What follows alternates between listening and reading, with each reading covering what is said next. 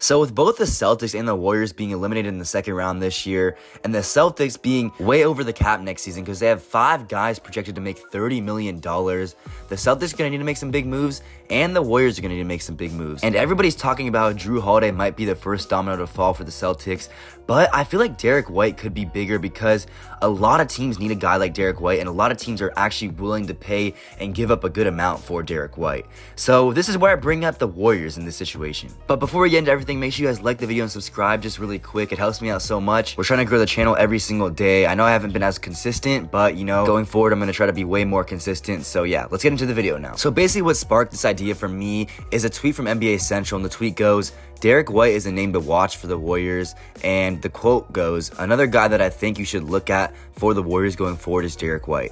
I think that's something the Warriors are looking at right now, and honestly, I think this is actually a dream come true for both teams because, the Celtics are trying to shed cap while not getting too much worse. They could actually get a little bit younger, especially if they trade with the Warriors, and the Warriors get another guy who just helps Steph Curry score the ball because without Steph Curry, the offense looks terrible, and a guy like Derrick White could just help him win games by himself, even if Curry can't play that game. And I feel like if Derrick White was on the Warriors last season in the playoffs or this season in the playoffs, they could at least won one extra game.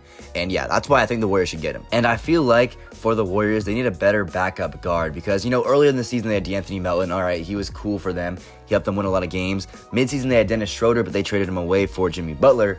And then after that in the playoffs, when Steph Curry got hurt, they really had no backup guard. They had Brandon Podziemski kind of running the offense, and to me, watching that happen just hurt my eyes. The guy was so reckless. He was chucking up shots. It just didn't look great. And I feel like, if they had a guy like Derrick White who can help control the offense but also score efficiently, the Warriors could have became way bigger of a threat this season, I guess. And for the Celtics, I think this also makes sense because they're trying to shed cap while still getting good assets. And I feel like, if they get a guy like Brandon Podziemski, the Warriors would probably be open to giving him up, or even a Kuminga and a sign and trade type of deal. They could see that as a W. They can even get a first round pick from that. They probably have to the Warriors probably have to throw in a couple guys to make the salary work.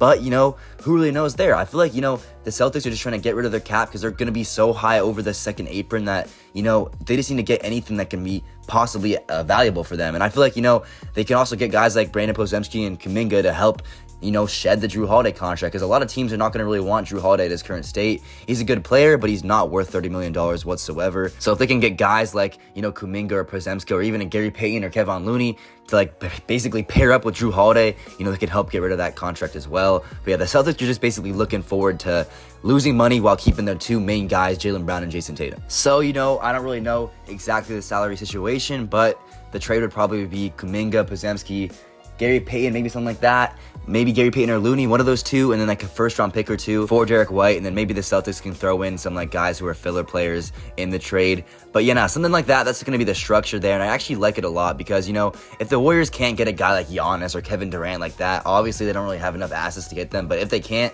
then I feel like getting a guy like Derrick White could really help them out. And guys like Kuminga and Podziemski are good players. Even if they decide not to trade them with Jrue Holiday, they're good players and they can help the Celtics, stay afloat next season. Because Tatum will probably be out for most of the season. It's just going to be Jaylen Brown's season next year. And, they're going to need some guys to pair around Jaylen Brown to at least help them be in the playoffs or maintain a decent seed in the East. Because the East isn't really too hard to get a good playoff spot. I feel like the Celtics would still be a playoff team next year without Jason Tatum. But, they want to compete and at least have a good seeding for if Jason Tatum comes back in time. So that's kind of my thoughts there. And then for the Warriors, you get a guy to pair up with Jimmy, Steph, Draymond to make one last run. I mean, Derrick White's the ideal shooting guard. He gets really good defense next to Curry. And the Warriors are already one of the best defensive teams last season since the trade deadline. So adding another guy who's an all-defensive caliber player to that team, along with a guy who can get you 16 points on a nightly basis, would be amazing for the Warriors and honestly could push them over the edge to, possibly make a run for the West next year. Because the West is only getting stronger. The West is super strong. The Warriors were well over 500 this season, and they were the 7th seed. And, the guys like the Spurs going up, the Mavericks are going to be good next year. The West is going to be stacked. So, the Warriors need to get whatever they can possibly get to at least try to compete. And I feel like the aspect of having Derrick White who can also control your offense, because I just mentioned earlier in the video how the Warriors have no backup guard this past season. Derrick White just being able to play the point guard position can help the Warriors so much more than we can possibly imagine. So, I don't know, man. I really like that fit for the Warriors, and I actually like the fit for the Celtics too. I feel like it's just a perfect win-win trade scenario in general. But yeah, let me know in the comments what you guys think about that. And, I feel like it's just a great trade overall. But yeah, I mean, this is a little shorter video, but I think I got the point across. So yeah, make sure you guys like the video, subscribe to that stuff, and then leave a comment down below what you guys think. And yeah, we out.